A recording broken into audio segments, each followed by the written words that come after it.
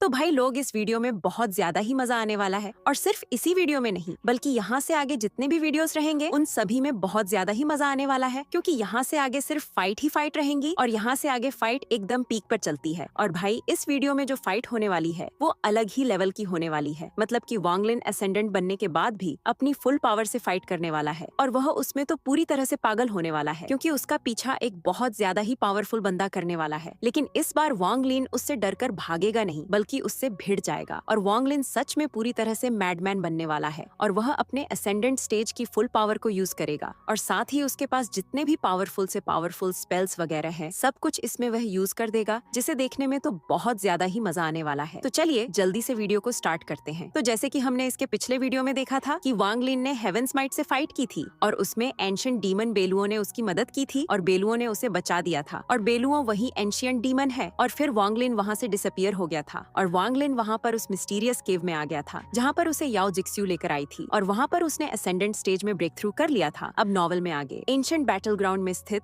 Black tower के भीतर tower की सबसे ऊपरी मंजिल पर रखे हेलमेट के अंदर अचानक दो गोस्टली लाइट्स जल उठी। आर्मर के भीतर से आवाज आई। उसने कहा वह अभी अभी असेंडेंट स्टेज पर पहुंचा है, इसलिए उसकी ओरिजिन एनर्जी अभी पूरी तरह उसके शरीर में फ्यूज नहीं हुई है। इस प्रोसेस को पूरा होने में पूरे 49 डेज लगेंगे, और यही वो मौका है जिसका मैं पिछले 10 साल से इंतजार कर रहा था। आर्मर के भीतर की गोस्टली लाइट तेजी से चमकी, और उसी पल ब्लैक टावर के बाहर गूंजती हुई थंडरिंग रोर्स सुनाई देने लगी। इसी क्षण आसमान में एक विशाल ब्लैक वर्टेक्स अचानक प्रकट हुआ। यह वर्टेक्स बेहद विशाल था। जब वह घूमता तो ऐसा लगता मानो वह पूरी दुनिया को अपने भीतर खींच लेगा। आसमान का रंग बदल गया, और एंशिएंट बैटल ग्राउंड में भटकती अनगिनत सॉल्स तक कांपने लगी। टावर से निकलती गोस्टी लाइट और तेज हो गई। एक शक्तिशाली डिवाइन सेंस टावर से फैलकर पूरी एंशिएंट बैटल ग्राउंड पर छा गई। कई जगहों पर जमीन डीली पड़ी, और जल्द ही काली हड्डियां जमीन के नीचे से निकलकर हवा में उड़ने लगी। ये छोटी छोटी हड्डियां आसमान में आपस में जुड़ती चली गईं, और देखते ही देखते एक ब्लैक बोन आर्म बन गई। ब्लैक बोन आर्म धीरे धीरे उड़ती हुई टावर की ओर आई और वॉर्टेक्स के ठीक नीचे रुक गई। आर्मर से फिर आवाज आई। उसने कहा, मेरे पास ज्यादा शक्ति इकट्ठी नहीं है, मैं इसे बेकार में वेस्ट नहीं कर सकता, और उसकी मौजूदा लोकेशन वो उन जगहों में से है जहां मैं जाना नहीं चाहता। आर्मर के भीतर की गोस्टली लाइट फिर चमकी। आर्मर की एक बांह अचानक टूटकर अलग हो गई। उससे डिमोनिक फ्लेम्स फूट पड़ी, और वह आर्म टावर से बाहर निकलकर सीधे उस बोन आर्म की ओर उड़ गई। जैसे ही आर्मर उस मुरझाई हुई हड्डी से टकराया, वह तुरंत उससे चिपक गया। आर्मर के जुड़ते ही वह आर्म पूरी तरह बदल गई, और उसमें शक्तिशाली डिमोनिक स्पिरिचुअल एनर्जी भर गई। आर्मर ने आदेश दिया। उसने कहा, जाओ और ओरिजिन एनर्जी वापस ले आओ। बोन आर्म कांपी और फिर वॉर्टेक्स के भीतर गायब हो गई। आर्मर की आवाज फिर गूंजी। उसने कहा, सिर्फ असेंडेंट कल्टीवेटर्स के शरीर में ओरिजिन एनर्जी होती है। दुर्भाग्य है कि मेरी चोटें बहुत गहरी हैं। मैं इतनी दूरी से उन कल्टीवेटर्स की ओरिजिन एनर्जी नहीं खींच सकता जिन्होंने पहले ही उसे अपने शरीर में इंटीग्रेट कर लिया है। इसलिए मुझे उन्हीं पर हमला करना होगा जिन्होंने अभी अभी ब्रेक थ्रू किया है, ताकि उनकी ओरिजिन एनर्जी छीनी जा सके। जिस आर्मर की एक बांह गायब हो चुकी थी, उसकी गोस्टली लाइट धीरे धीरे मंद पड़ गई और अंततः बुझ गई। उसी समय वांग लिन सेलेस्टियल केव के भीतर लोटस पोजीशन में बैठा हुआ था। उसने एक गहरी सांस ली और मुंह से फाउल एयर बाहर छोड़ी। फिर वह खड़ा हुआ। वह पूरे 10 साल से वहीं बैठा था, इसलिए उसके शरीर से कई पॉपिंग साउंड्स निकले। तब जाकर उसका शरीर फिर से सामान्य हुआ। जैसे ही उसने शरीर को ढीला किया, उसके चेहरे का भाव अचानक बदल गया। उसने सिर उठाकर सेलेस्टियल केव की छत की ओर देखा। उसी क्षण वहाँ एक ब्लैक वॉर्टेक्स बिना किसी आवाज के प्रकट हो चुका था। वांग लिन के मन में आया, यह उसकी आंखें सिकुड़ गईं। वह बहुत लंबे समय से इस केव में था, और उसने पहले कभी ऐसा वॉर्टेक्स नहीं देखा था। और सबसे अजीब बात, यह वॉर्टेक्स ठीक उसी समय प्रकट हुआ जब वह असेंडेंट स्टेज पर पहुंचा था, क्योंकि भाई वांग लिन स्वभाव से ही बेहद सतर्क था। जैसे ही उसने वॉर्टेक्स देखा, वह बिना देर किए केव के गेट की ओर भाग पड़ा। लेकिन जैसे ही वह हिला, वॉर्टेक्स अचानक तेजी से घूमने लगा, और उसका आकार और भी बढ़ गया। वांग लिन की आंखों में ठंडक छा गई। उसने तुरंत अपनी स्टोरेज बैग पर हाथ मारा और बिना एक पल की हिचक के केव टोकन बाहर निकाल लिया। उसने हाथ से सील बनाया। जल्द ही उसका शरीर धुंधला पड़ने लगा और वह गायब होने ही वाला था। क्षण वॉर्टेक्स के अंदर से आर्मर पहने हुई एक ब्लैक बोन आर्म बाहर निकली, और उसने बेरहमी से वांग लिन पर वार किया। इस एक ही स्वाइप से वांग लिन की जो आकृति गायब होने वाली थी, वह जोर से कांप गई। लेकिन अगले ही पल वह पूरी तरह डिसअपियर हो गया। ब्लैक बोन आर्म कुछ पल के लिए रुकी, फिर धीरे धीरे वापस वॉर्टेक्स में चली गई, और उसके साथ ही वह वॉर्टेक्स भी गायब हो गया। फायर डीमन कंट्री की एक अंतहीन मैदान के ऊपर आसमान में हल्का सा डिस्टॉर्शन हुआ और उसी डिस्टॉर्शन से वांगलिन बाहर निकला। उसका एक्सप्रेशन काफी ग्लूमी था। असेंडेंट स्टेज पर पहुंचते ही अगर कोई ऐसी अजीब और खतरनाक सिचुएशन में फंसे तो कोई भी खुश नहीं रह सकता। जब उसने टेलीपोर्ट होने के लिए टोकन का इस्तेमाल किया था तो उस बोन आर्म ने टेलीपोर्टेशन में इंटरफियरेंस कर दिया, जिससे जगह बदल गई। वांग लिन ने अपनी डिवाइन सेंस फैलाई और तुरंत समझ गया कि यह जगह उसके लिए पूरी तरह अनफेमिलियर है। उसी समय आसमान में एक छोटा सा ब्लैक डॉट दिखाई दिया। वह ब्लैक डॉट अनइमेजिनेबल स्पीड से घूमने लगा और लगभग एक ही पल में एक विशाल ब्लैक वॉर्टेक्स में बदल गया। यह वॉर्टेक्स पूरी तरह साइलेंट था, यहाँ तक कि डिवाइन सेंस भी इसके प्रकट होने का पहले से पता नहीं लगा सकी, मानो ऐसी कोई जगह ही न हो जहाँ यह वॉर्टेक्स मौजूद न हो। वांग लिन ने गंभीर नजर से वॉर्टेक्स को देखा। इस बार वह भागा नहीं, वह देखना चाहता था कि वॉर्टेक्स के अंदर मौजूद उस आर्म में आखिर कितनी पावर है। लगभग उसी पल जब वॉर्टेक्स प्रकट हुआ, आर्मर पहनी हुई बोन आर्म उसके अंदर से निकली और सीधे वांग लिन की ओर बढ़ी। इस ग्रैब के साथ न हवा हिली न बादल बदले। किसी भी स्पेल के इस्तेमाल का कोई फ्लक्चुएशन नहीं था, मानो कोई साधारण इंसान बस हाथ बढ़ा रहा हो। वांग लिन ने हल्के से भौहें सिकोड़ी, दायां हाथ उठाया और असेंडेंट स्टेज पर पहली बार फिंगर ऑफ डेथ का इस्तेमाल किया। काली रोशनी पहले से 10 गुना बड़ी थी और उसके भीतर रिपल जैसी लहरें फैल रही थीं। ब्लैक लाइट गरजती हुई आगे बढ़ी और सीधे बोन आर्म से टकरा गई। उसी क्षण आर्मर के भीतर से भयानक मात्रा में डिमोनिक स्पिरिचुअल एनर्जी फूट पड़ी। यह डिमोनिक स्पिरिचुअल एनर्जी भी ठोस थी और उसने तुरंत फिंगर ऑफ डेथ को रोक लिया। लेकिन इस डिमोनिक स्पिरिचुअल एनर्जी ने वांग लिन के फिंगर ऑफ डेथ को अंडर एस्टिमेट कर लिया था। अगर वांग लिन असेंडेंट स्टेज पर नहीं होता तो फिंगर ऑफ डेथ उसी पल टूट जाती। लेकिन अब वांग लिन असेंडेंट स्टेज की कल्टीवेशन लेवल से फिंगर ऑफ डेथ चला रहा था। ब्लैक लाइट भले ही रुक गई, लेकिन उसके भीतर मौजूद डेथ एनर्जी को रोका नहीं जा सका। जैसे ही डिमोनिक स्पिरिचुअल एनर्जी और डेथ एनर्जी आपस में टकराई, डिमोनिक स्पिरिचुअल एनर्जी ऐसे बिखर गई मानो उसे डेथ एनर्जी ने निगल लिया हो। यह सब एक ही पल में घटित हुआ। उसी समय वांग लिन ने एक इनविजिबल फोर्स को अपनी ओर आते महसूस किया। यह शक्ति हल्की हवा जैसी थी, लेकिन जैसे ही यह उसके शरीर से टकराई, उसका एक्सप्रेशन तुरंत बदल गया। उसने महसूस किया कि उसकी नई बनी हुई असेंडेंट ओरिजिन सोल इस हवा जैसी शक्ति से उड़कर बाहर निकलने वाली है। यहाँ तक कि उसका माइंड भी इसका विरोध नहीं कर पाया। उसका दायां हाथ धीरे धीरे नीचे गिरने लगा। उसकी ओरिजिन सोल शरीर से अलग होने लगी और बाहर निकलने ही वाली थी। लेकिन तभी जब उसके शरीर में एक गहरी नींद जैसी सेंसेशन फैली, वांग लिन की आंखें अचानक ठंडी हो गईं, क्योंकि जैसे जैसे ओरिजिन सोल शरीर से दूर जा रही थी, उसका शरीर जकड़ता जा रहा था और वह तेजी से कॉन्शियसनेस खोता चला जा रहा था। इस पल वांग लिन बिल्कुल भी पैनिक नहीं हुआ, उल्टा उसके भीतर किलिंग इंटेंट उमड़ आया। वह वांग लिन था जो हेवेंस को डिफाई करने की हिम्मत रखता था, जो हेवेंस को चैलेंज करने की हिम्मत रखता था, जो हेवेंस को मारने का भी साहस करता था। तो फिर ऐसी मामूली स्पेल उसे कैसे इन्फ्लुएंस कर सकती थी? वांग लिन के भीतर हार्ट ऑफ स्लॉटर था और इसी पल उसका स्लॉटर हार्ट और किलिंग इंटेंट आपस में टकरा गए, जिससे एक भयानक स्लॉटर ऑरा फूट पड़ी। वांग लिन के मुंह से एक धीमी दहाड़ निकली और उसकी आंखों से डिमोनिक स्लॉटर ऑरा बाहर निकल आई। इस स्लॉटर ऑरा के दबाव में उसकी ओरिजिन सोल, जो आधी बाहर आ चुकी थी, जबरदस्ती वापस उसके शरीर में धकेल दी गई। ओरिजिन सोल के लौटते ही वांग लिन ने ठंडी नजर से उस बोन आर्म की तरफ देखा और वांग लिन ने कहा, तुम चाहे कोई भी हो, मेरे साथ ज्यादा मत उलझो। ये कहते हुए वांग लिन एक कदम पीछे हटा और एक ही समय में कई टेलीपोर्ट स्पेल्स इस्तेमाल कर दिए। पलक झपकते ही वह वहां से गायब हो गया। बोन आर्म अपने आप में ज्यादा डरावनी नहीं थी, असली डर उस पर लगे रिस्ट गार्ड से था। सिचुएशन को समझने के लिए वांग लिन ने फिंगर ऑफ डेथ का इस्तेमाल किया था और उसी से वह रिस्ट गार्ड की असलियत देख पाया। डीमन स्पिरिट लैंड में रहस्यमय लोग बहुत थे। वांग लिन अभी अभी असेंडेंट स्टेज में पहुंचा था और उसकी ओरिजिन सोल को पूरी तरह फ्यूज होने में कुछ दिन लगने वाले थे, इसलिए वह इस समय अननेसेसरी ट्रबल नहीं चाहता था। जैसे ही वांग लिन वहां से निकला, एंशिएंट बैटल ग्राउंड की ब्लैक टावर से एक हल्की आवाज आई। ब्लैक टावर के भीतर मौजूद अस्तित्व ने कहा, कोई हैरानी नहीं, वह हेवन डिफाइंग कल्टीवेटर है। उसने अपने हार्ट ऑफ स्लॉटर से मेरी हेवनली डीमन विंड को जबरदस्ती रोक लिया। लेकिन जितना बेहतर तुम परफॉर्म करोगे, उतनी ही ज्यादा मुझे तुम्हारी ओरिजिन एनर्जी में इंटरेस्ट होगा। डीमन स्पिरिट लैंड में एंशिएंट डीमन पाथ कल्टीवेट करने वाले ओरिजिन एनर्जी बना ही नहीं सकते। ओरिजिन एनर्जी सिर्फ असेंडेंट स्टेज पर पहुंचने वाले कल्टीवेटर्स में पैदा होती है। इन अनगिनत सालों में यहाँ असेंडेंट बनने वाले लगभग हर कल्टीवेटर की ओरिजिन एनर्जी मैंने डिवावर कर ली है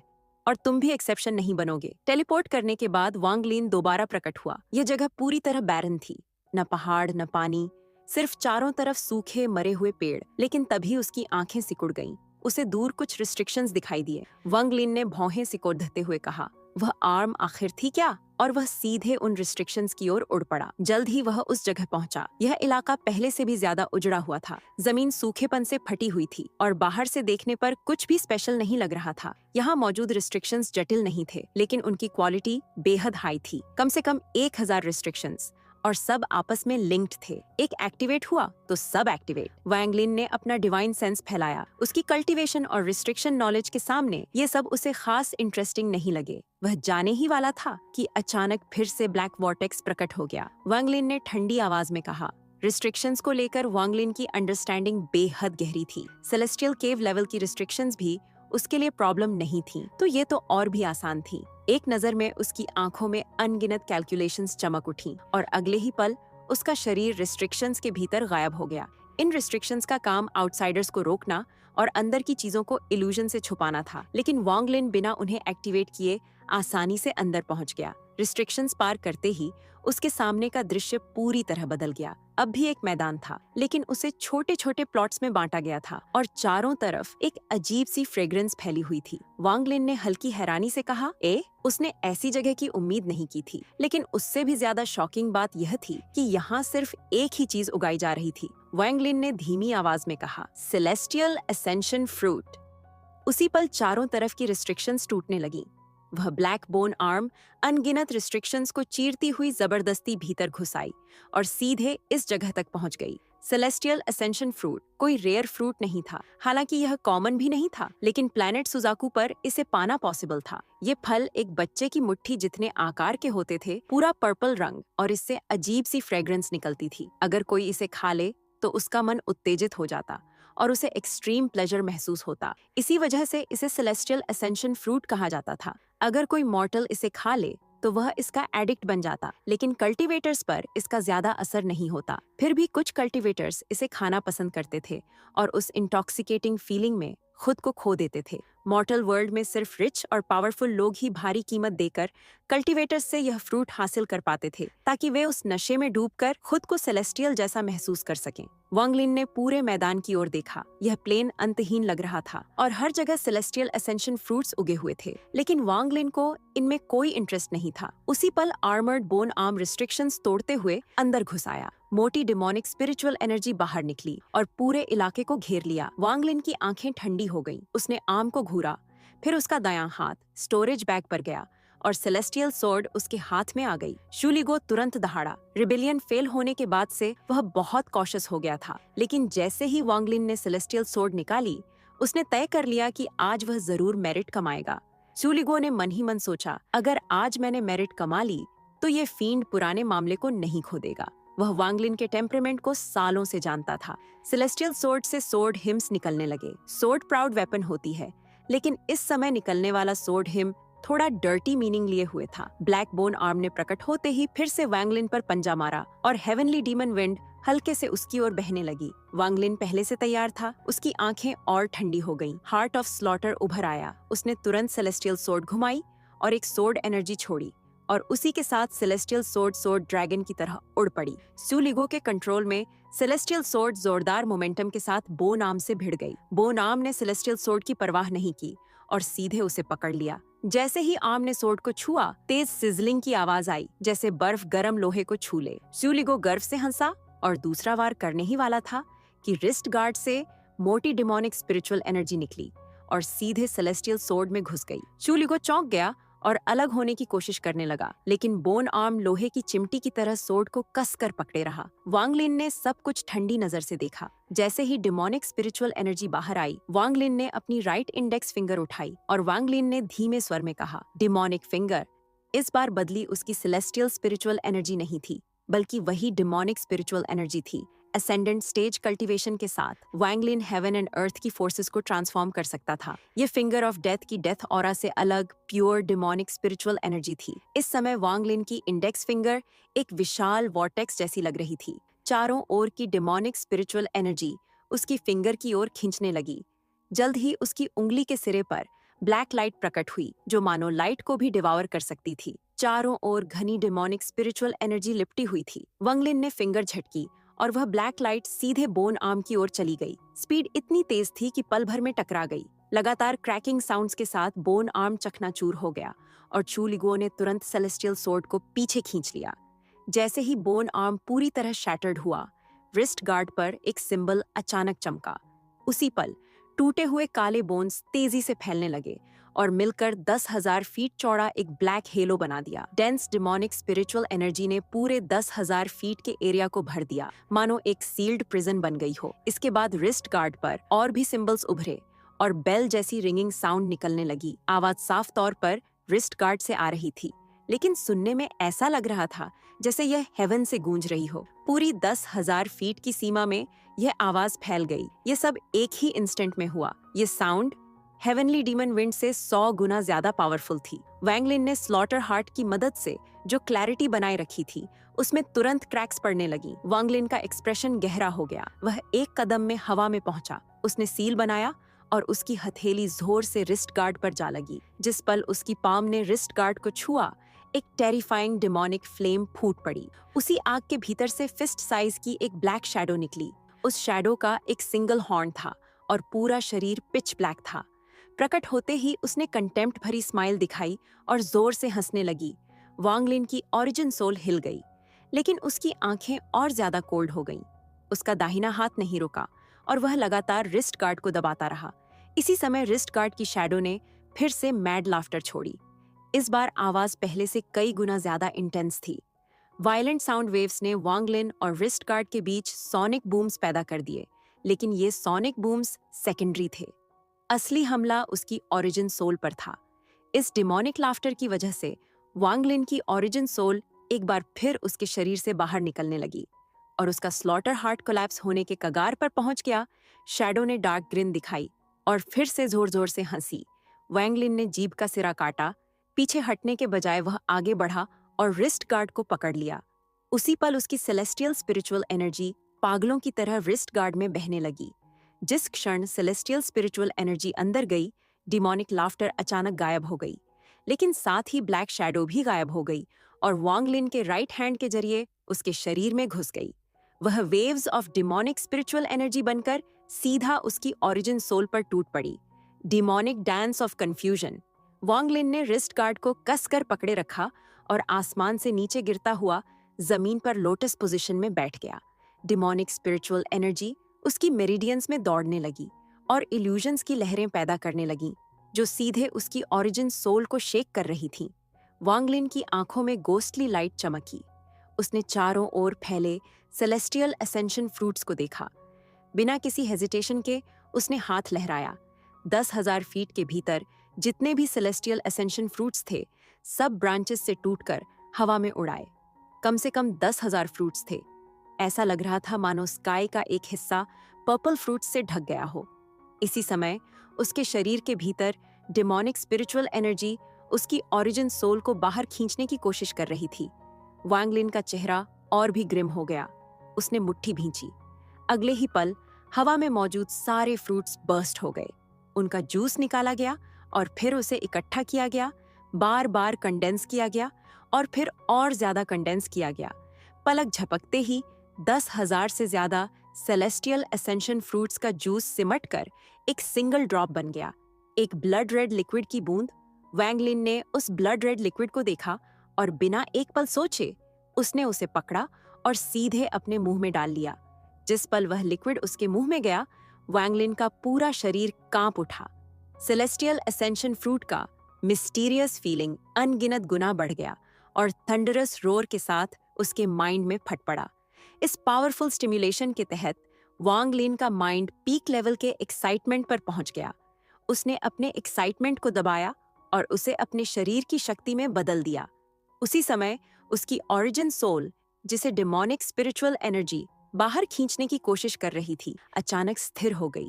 वांगलिन की आंखें ब्लडशॉट हो गईं और उसके सिर की नसें उभर आईं, जैसे वह असहनीय दर्द सह रहा हो। वांगलिन ने कहा, स्क्रैम! वांग लिन ने लो रोर निकाला। यह आवाज मानो थंडरस रोर की तरह पूरे इलाके में गूंजी। उसी पल उसका राइट हैंड से एक ब्लैक शैडो उसके शरीर से बाहर निकाला गया, लेकिन यह ब्लैक शैडो बेहद स्टबन था। आधा बाहर निकलते ही यह हंसने लगा और वांग लिन के शरीर में वापस प्रवेश करने की कोशिश करने लगा। वांग लिन का एक्सप्रेशन फियर्स हो गया। सेलेस्टियल असेंशन फ्रूट की मिस्टीरियस फीलिंग ने उसके शरीर को भर दिया। इससे उसे अनइमेजिनेबल पावर मिली, जबकि उसे दर्द सहना पड़ा। उसी समय उसे एक्सट्रीम प्लेजर भी महसूस हुआ। पेन और प्लेजर दोनों को वांग लिन ने सप्रेस किया। इन दोनों फीलिंग्स के सप्रेशन ने एक अनइमेजिनेबल एक्सप्लोसिव फोर्स पैदा कर दिया। वांग लिन ने फिर कहा, स्क्रैम! वांग लिन ने अचानक अपना सिर और हाथ उठाया। फिर उसकी बॉडी से एक फोर्स एक्सप्लोडेड और ब्लैक शैडो बाहर फेंक दिया गया। जैसे ही ब्लैक शैडो हवा में उड़ाया गया, वांग लिन ब्लड शॉट आंखों के साथ उस पर चार्ज हुआ। उसने ब्लैक शैडो को पकड़ा और अपनी सेलेस्टियल स्पिरिचुअल एनर्जी पागलों की तरह उसके भीतर भेज दी। ब्लैक शैडो ने मिजरेबल ग्रोन निकाला और कोलैप्स हो गया। यह फाइन सिल्की स्ट्रिंग्स में बदल गया और वांग लिन के हाथ से छूटते ही एक 100 फीट दूर रिफॉर्म हुआ और वांग लिन को विशस स्टेयर दिया। लेकिन वांग लिन ने उस गेज को पूरी तरह इग्नोर किया। इस समय फ्रूट्स की फीलिंग एक्सप्लोड होने वाली थी। अभी भी फ्रूट्स के प्रभाव में वांग लिन ने एक कदम बढ़ाया और बिना हेजिटेशन के अपने पिंकी फिंगर को ब्लैक शैडो की ओर पॉइंट किया और वांग लिन ने कहा, अंडरवर्ल्ड फिंगर। उसने अपनी असेंडेंट लेवल कल्टीवेशन का उपयोग करते हुए अंडरवर्ल्ड फिंगर निकाला। ये फिंगर अंडरवर्ल्ड को पॉइंट कर रहा था ताकि वांग लिन की ओरिजिन सोल में डोमेन एक्टिवेट हो सके। ये फिंगर लाइफ और डेथ डोमेन था और इसमें वांग लिन की सारी विल समाहित थी। सेलेस्टियल असेंशन फ्रूट के प्रभाव में यह फिंगर अपने पीक पर था। इस फिंगर ने पूरी दुनिया का रंग बदल दिया। यह अंडरवर्ल्ड फिंगर एक स्पेल था जो लो क्वालिटी सेलेस्टियल स्पेल के बेहद करीब था। इससे आकाश का बड़ा हिस्सा कोलैप्स और शैटर होने लगा। यह एक फिंगर लाइफ और डेथ का प्रतीक थी। हॉर्न वाला शैडो डिसबिलीफ से भरा एक्सप्रेशन दिखा। यह स्क्रीम करके फ्ली करना चाहता था, लेकिन फिंगर उसे पकड़ ही लिया। ब्लैक शैडो का शरीर रुक गया और तुरंत कोलैप्स हो गया।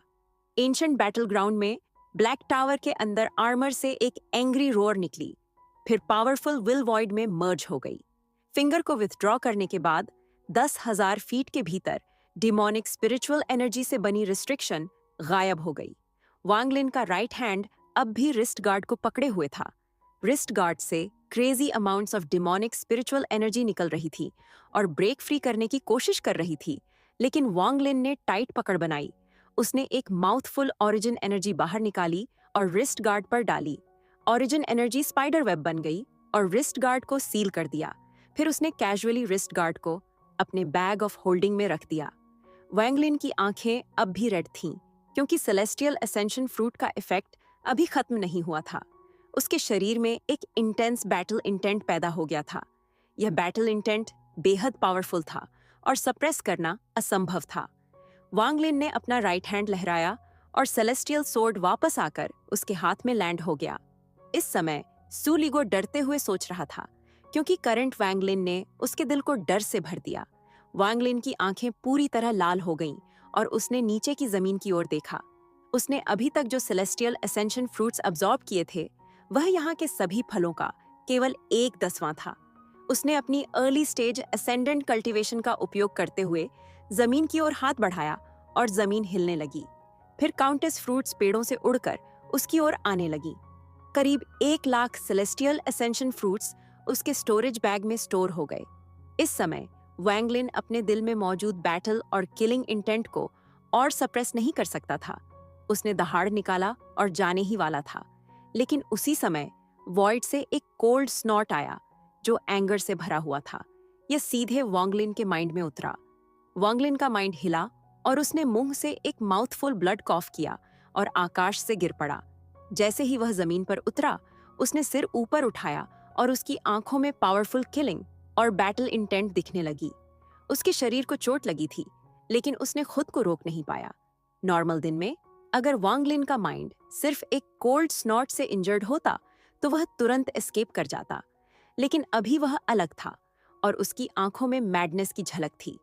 चोट ने उसकी बैटल इंटेंट को कम नहीं किया, बल्कि उसे और भी क्रेजी बना दिया। वांग लिन ने अपने स्टोरेज बैग को स्लैप किया और बहुत बड़ी मात्रा पिल्स डिवावर किए। फिर एक कदम बढ़ाया और चार्ज किया। मैडनेस के बावजूद उसकी कॉन्शियसनेस अभी भी उसके साथ थी। जब कोल्ड स्नॉट आया, उसने वेग महसूस किया कि वह कहाँ से आया और सीधे वहां चार्ज कर गया। वांग लिन ने सोचा, किल उसके मन में सिर्फ एक ही थॉट था, किल।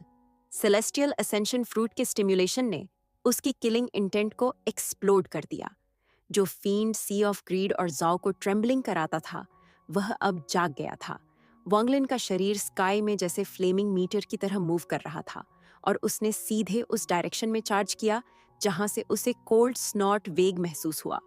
एंशिएंट बैटल ग्राउंड के टावर से एक और कोल्ड स्नॉट आया। ये स्नॉट डिस्डेन और किलिंग इंटेंट से भरा हुआ था। कोल्ड स्नॉट वांग लिन पर उतरा और उसने फिर से मुंह से ब्लड कॉफ किया। उसकी आंखों में मैडनेस और भी बढ़ गया।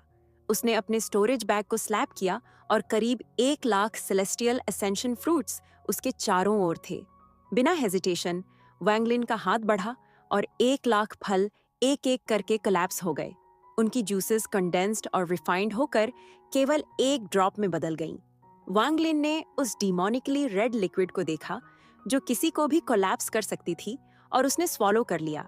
जैसे ही वह लिक्विड उसके मुंह में गया, वांग लिन को लगा कि उसका शरीर एक्सप्लोड होने वाला है। उसकी ब्लड सर्कुलेशन की स्पीड लिमिट तक पहुंच गई। इस समय उसकी बैटल इंटेंट और मैडनेस अनप्रेसिडेंटेड लेवल पर पहुंच गई। फिर उसने अपने स्टोरेज बैग को स्लैप किया और हाथ में एक वाइन जग आया।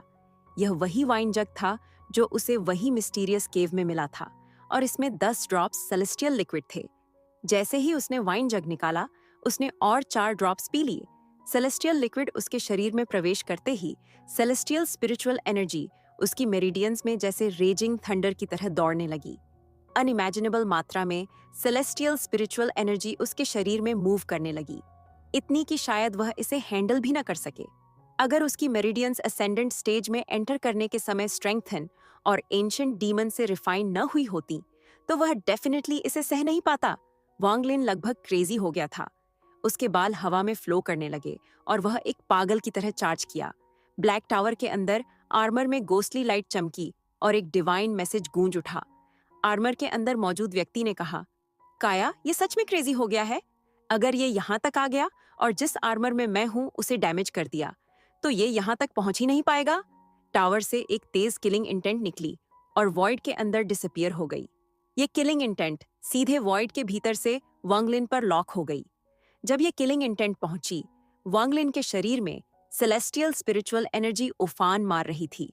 उसका शरीर कांप गया, लेकिन उसकी आंखों में बैटल इंटेंट और भी ज्यादा इंटेंस हो गई।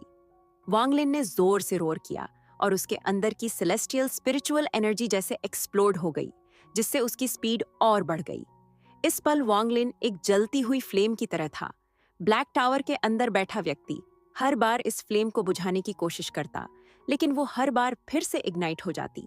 ऐसा नहीं था कि वांग लिन इंजर्ड नहीं था, उल्टा टावर से लगातार हो रहे अटैक्स ने उसे सीरियसली इंजर्ड कर दिया था। लेकिन सेलेस्टियल असेंशन फ्रूट की वजह से उसके ओरिजिन सोल में जो स्टिम्युलेशन था, वो मरने तक खत्म होने वाला नहीं था। इस स्टिम्युलेशन के नीचे उसकी इंजरीज उसके लिए कोई मायने नहीं रखती थीं। 4 ड्रॉप्स सेलेस्टियल लिक्विड के असर से उसकी सेलेस्टियल स्पिरिचुअल एनर्जी और भी तेजी से सर्कुलेट करने लगी। इस वक्त वांग लिन के दिमाग में सिर्फ एक ही थॉट था, किल। टावर के अंदर डिवाइन सेंस और भी एंग्री हो गई और लगातार अटैक्स करने लगी। अगर कोई और होता तो अब तक मर चुका होता, लेकिन सेलेस्टियल असेंशन फ्रूट और सेलेस्टियल लिक्विड के स्ट्रेंज बैलेंस की वजह से वांग लिन अभी भी जिंदा था। नॉर्मली उसका फ्लैश कब का टूट चुका होता और ओरिजिन सोल कोलैप्स हो चुकी होती, लेकिन सेलेस्टियल असेंशन फ्रूट ने उसके ओरिजिन सोल को थामे रखा और सेलेस्टियल लिक्विड ने उसके बॉडी को टूटने से बचाया। डिवाइन सेंस ने डर के साथ कहा, डाई। वांग लिन ने एक बड़ा माउथफुल ऑफ ब्लड कॉफ किया। उसकी आंखें थोड़ी डल हुईं, लेकिन अगले ही पल उनमें किलिंग और बैटल इंटेंट भर गया। उड़ते हुए वांग लिन के गले से बीस्ट लाइक रोअर निकली। वांग लिन ने कहा, finger of death. Finger of death दूसरों की लाइफ फोर्स को एब्जॉर्ब करता है, जिससे लिविंग बीइंग्स विथर्ड हो जाते हैं और उनकी पावर इस फिंगर में समा जाती है। इस मैडनेस की हालत में वांग लिन ने इस पावर को इस्तेमाल किया। डेथ ऑनरा उसके शरीर से फैलने लगी और पूरे वर्ल्ड के साथ फ्यूज हो गई। जब वो हवा में होवर कर रहा था, उसके नीचे की सारी वेजिटेशन सूख गई। जैसे जैसे वो आसमान में आगे बढ़ा, जमीन पर विदरिंग फैलती गई। पेड़, पक्षी, जानवर सब मरने लगे। ये जगह किसी हेल से कम नहीं लग रही थी। स्ट्रेंज भी और टेरिफाइंग भी। इन मौतों से व्हाइट गैस की स्ट्रैंड्स बनी जो वांग लिन के पीछे पीछे आईं और उसके शरीर में एंटर हो गईं। ये स्ट्रैंड्स तेजी से उसके डैमेज्ड बॉडी और ओरिजिन सोल को रिपेयर करने लगीं। फायर डीमन कंट्री में जीशु घोड़े पर बैठा था। उसने ब्लू रोब पहन रखी थी और उसकी पीठ पर एक जायंट सोर्ड बंधी थी। उसकी आंखें कोल्ड थीं और वो दूर होराइजन की तरफ देख रहा था। उसके पीछे 30,000 डीमन सोल्जर्स खड़े थे। दालू सोर्ड सेक्ट के 12 सोर्ड्स पहले ही अलग अलग डायरेक्शंस में फैल चुके थे और जीशु उनमें से एक था। उसका cultivation late stage soul transformation के पीक पर था। वो चीफ कमांडर बन चुका था और अपने डीमन सोल्जर्स को लेकर अपने फेलो ब्रदर्स से मिलने जा रहा था। चलते चलते अचानक जीशु का एक्सप्रेशन बदल गया। उसने आसमान में एक ब्लेजिंग मीटियर को देखा। उसकी आंखें नैरो हो गईं। उसने ध्यान से देखा और अगले ही पल उसका चेहरा पूरी तरह बदल गया। जीशु ने कहा, असेंडेंट कल्टीवेटर।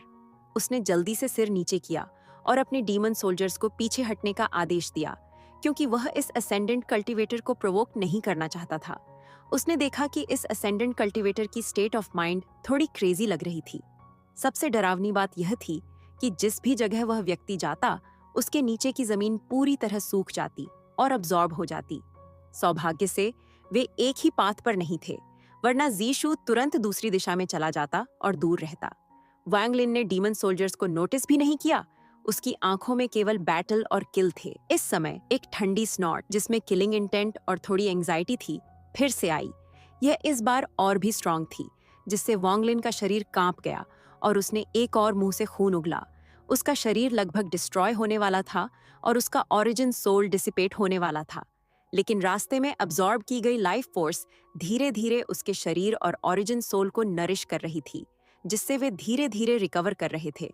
जीशु ने आसमान में वांग लिन को देखा। जब उसने वांग लिन को खून उगलते देखा, उसकी आंखों में चमक आ गई। जीशु ने कहा, इस व्यक्ति को जरूर गंभीर चोट लगी होगी।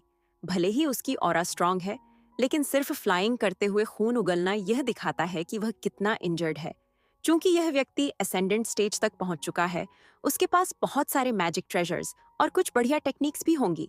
सबसे इंपॉर्टेंट बात, अगर मैं उसकी ओरिजिन सोल को रिफाइन करके अपने सोर्ड स्पिरिट में डाल दूं, तो मेरे सोर्ड स्पिरिट की पावर बहुत बढ़ जाएगी। उसकी आंखों में किलिंग इंटेंट का हिंट आया, लेकिन जल्दी ही फेड हो गया। जीशु ने कहा, यह व्यक्ति आखिरकार असेंडेंट कल्टीवेटर है, लेकिन अगर मैं इस मौके को छोड़ दूं, तो कौन जाने अगली बार मुझे कब कोई सीरियसली इंजर्ड असेंडेंट कल्टीवेटर मिलेगा। चलो करते हैं, जीशु ने चिल्लाया। किल! जीशु का शरीर शैडो बन गया और सीधे वांग लिन की ओर चार्ज किया। पीछे के डीमन सोल्जर्स ने ऑर्डर सुना और तुरंत फॉर्मेशन बना ली। एक किलिंग इंटेंट ने वांग लिन को लॉक किया। वांग लिन की आंखों में किलिंग इंटेंट भरी हुई थी, इसलिए वह किलिंग इंटेंट के लिए बहुत सेंसिटिव था। उसने अपना सिर घुमाया और 30,000 डीमन सोल्जर्स को देखा और जीशु को, जो उसकी ओर चार्ज कर रहा था, उसने ग्रिम स्माइल दिया। फिर उसका शरीर मूव किया और जीशु की तरफ चार्ज किया। वह इतना फास्ट था कि एक ब्लिंक में जीशु के पास पहुंच गया। जीशु की एक्सप्रेशन बहुत बदल गई। उसने सोचा था कि यह व्यक्ति भागेगा, इंजर्ड होने के बावजूद उसके पास नहीं चार्ज करेगा। उसने स्नॉट किया और हाथ से सील बनाया, फिर अपनी बड़ी स्वॉर्ड को अपनी पीठ से बाहर निकाला। जैसे ही बड़ी स्वॉर्ड बाहर आई, वांग लिन ने उसे अपने राइट हैंड से पकड़ लिया और पीछे फेंक दिया। फिर उसी समय वह जीशु के पास से गुजरा। जैसे ही वांग लिन ने जीशु के पास से गुजरा, उसने सॉफ्टली जीशु के शोल्डर को टैप किया। जीशु कांप गया और उसका शरीर तुरंत विदर हो गया, साथ ही उसका ओरिजिन सोल भी। ब्लिंक में एक लाइफ सील बन गया और वांग लिन की ओर उड़ा। वांग लिन रुका नहीं और सीधे 30,000 डीमन सोल्जर्स में चार्ज किया। एक मैड स्लॉटर शुरू हुआ। ब्लड ने जमीन को रंग दिया और सोल्स ने आकाश को भर दिया। लाइफ सील्स की स्ट्रैंड्स लगातार दिखाई दी और उसके शरीर में चली गईं। आधा इंसेंस स्टिक का समय बीतने के बाद जमीन ब्लड से भर गई। खत्म होने के बाद वांग लिन ने उड़ान भरी और डिस्टेंस में चार्ज किया। अब उसके पास 30,000 लाइफ सील्स थे। हर एक में एंडलेस वाइटैलिटी थी। जैसे ही हर मार्क डिसअपियर हुआ, उसका शरीर थोड़ा रिकवर हुआ। लाइफ सील्स जल्दी डिसिपेट हो रहे थे, लेकिन उसका शरीर भी जल्दी रिकवर हो रहा था। एंशिएंट बैटल ग्राउंड में ब्लैक टावर के अंदर डिवाइन सेंस का एंगर और भी मजबूत हो गया। डिवाइन सेंस ने कहा, इस व्यक्ति ने बहुत सारे सेलेस्टियल असेंशन फ्रूट्स एब्जॉर्ब किए हैं। फल के असर के कारण वह डेथ से भी नहीं डरता। मेरी कई अटैक्स उसे मार देती, लेकिन मरने के बजाय उसका बैटल इंटेंट और भी मजबूत हो गया। और यह सबसे इम्पॉर्टेंट पार्ट भी नहीं है, इस व्यक्ति के पास ऐसा स्पेल है जो उसे सभी तरह के लाइफ फॉर्म से लाइफ अब्जॉर्ब करने की अनुमति देता है, जिससे उसकी इंजरीज तेजी से रिकवर हो रही हैं। अगर ऐसा चलता रहा तो एक दिन वह यहीं पहुंच जाएगा। एंशिएंट बैटल ग्राउंड के ब्लैक आर्मर के अंदर डिवाइन सेंस में एक रेयर रिग्रेट की भावना उत्पन्न हुआ। और इसी के साथ ये एपिसोड यही खत्म होता है। और अगर आपको इसके आगे का भी एपिसोड चाहिए तो वीडियो को लाइक और चैनल को सब्सक्राइब कीजिए।